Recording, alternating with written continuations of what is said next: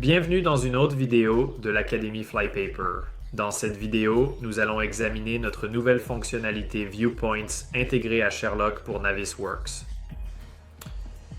Ainsi, avec la fonctionnalité Viewpoints, c'est un outil très simple pour publier vos conflits en tant que point de vue dans vos points de vue enregistrés dans Navisworks.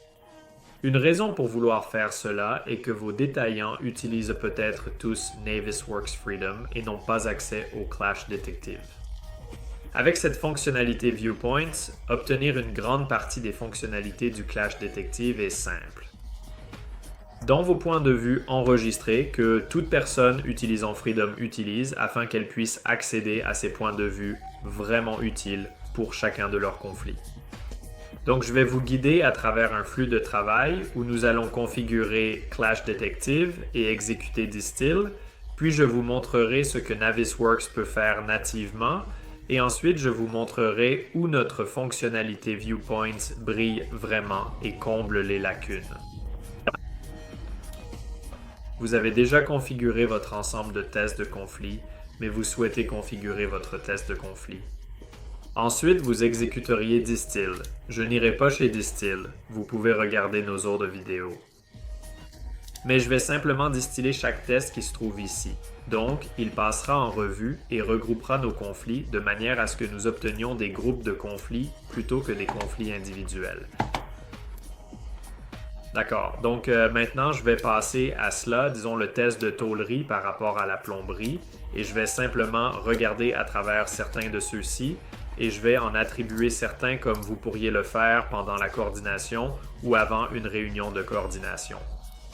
Donc, je vais dire que Dave va faire ce clash et ensuite peut-être que je vais en sélectionner quelques autres, les attribuer à Bob, puis finalement les inclure dans le projet pour qu'ils soient pris en compte. Ensuite, j'en assignerai quelques-uns de plus ici, Dave. Maintenant, regardons ce qu'il peut faire en dehors de la boîte, hors de Navisworks, dans sa version initiale, sans aucune modification ou extension supplémentaire. Donc, si je devais aller dans l'onglet Rapport de Navisworks, dans Clash Detective, je peux choisir Group Headers Only, ce qui créera un seul point de vue pour un seul groupe, plutôt que de créer des points de vue pour chacun des conflits au sein du groupe. Et je vais simplement choisir le test en cours et le sauvegarder en tant que point de vue. Donc, Navisworks, sans Sherlock, a maintenant créé ce dossier appelé Tôle versus Plomberie et il a mis des dossiers à l'intérieur, un pour chaque groupe. Maintenant, les choses pas si géniales, c'est que vous ne pouvez pas le faire. Cliquez sur le dossier et laissez-le vous amener au point de vue. Maintenant, quelqu'un va devoir entrer dans chacun de ces dossiers, cliquer dessus, puis pouvoir les parcourir individuellement de cette manière. Cela gaspille du temps. Les autres choses que vous n'obtenez pas avec cela, c'est quand je clique sur ce groupe 58, je ne sais même pas ce que je regarde. Oui, c'est le même point de vue que j'ai obtenu du Clash Detective, mais il a des mises en évidence intégrées qui mettent en évidence les éléments du modèle en conflit dans cette zone. Mais avec cela, je ne sais pas vraiment ce que je regarde. Et cela ne me donne pas vraiment beaucoup d'informations sur l'endroit où se produit ce conflit. Donc voilà quelques-unes des raisons pour lesquelles nous avons construit cette fonctionnalité Points de vue. Lorsque vous utilisez Viewpoints, vous suivez ce processus. Vous distillez votre conflit. Vous auriez traversé la coordination, attribué des conflits, puis accédé à notre fonction Points de vue. Avec notre fonction de point de vue, vous pouvez produire des vues pour tous les tests de collision en une seule fois ou un seul. Je vais donner des points de vue sur le test de tôlerie par rapport à la plomberie sur lequel nous travaillions pour montrer combien de groupes il y a là-dedans. Donc, les premières options que vous obtenez pour choisir sont de déterminer comment vous souhaitez qu'il classe ces différents points de vue. Créez un dossier supérieur par test ou changez-le en statut de devoir ou aucun choix pour plus de flexibilité. Ou il ne les mettra pas du tout dans des dossiers. Donc je vais choisir le test. Il place tous les points de vue pour la tôlerie dans un dossier. Et puis vous avez également une option Then By qui vous permet de définir un sous-dossier à l'intérieur de celui-ci. Donc, je vais choisir l'attribution car nous avons suivi ce processus et attribuer certains de ces conflits. Ce serait bien que tous les conflits qui ont été attribués à Dave soient dans un dossier pour Dave.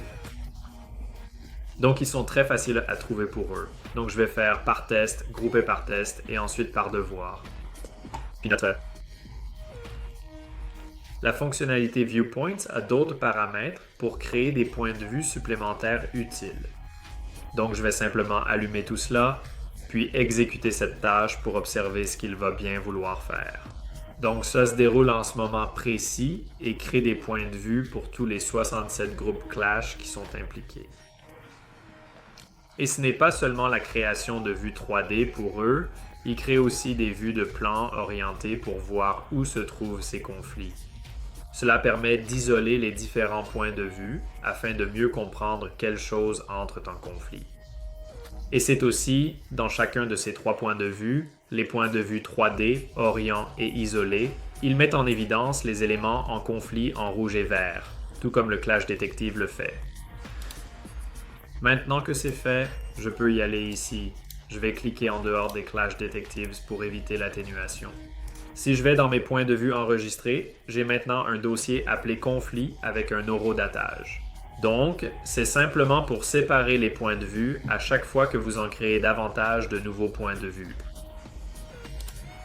À l'intérieur, nous avons seulement fait des points de vue pour le test de tôlerie par rapport à la plomberie.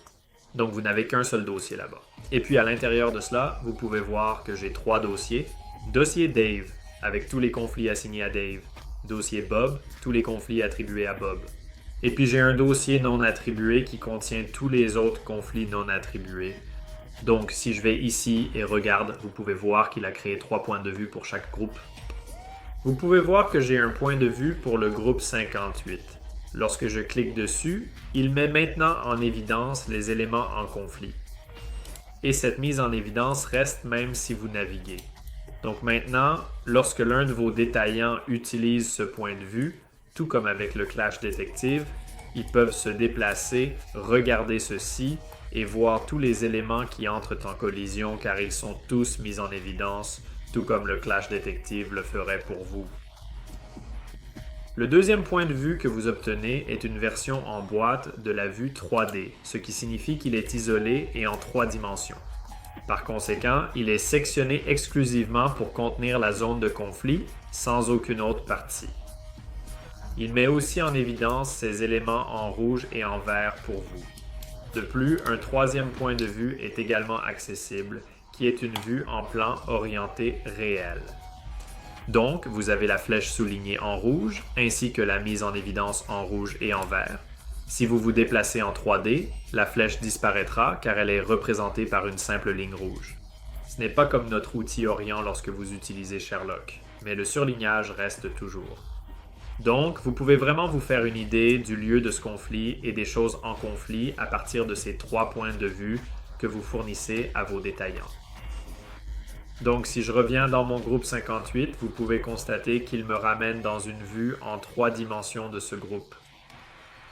Et puisque ce point de vue a maintenant modifié définitivement ce modèle de sorte que cela soit rouge et vert, nous avons inclus un bouton « Réinitialiser les apparences » juste là en haut du dossier pour vous.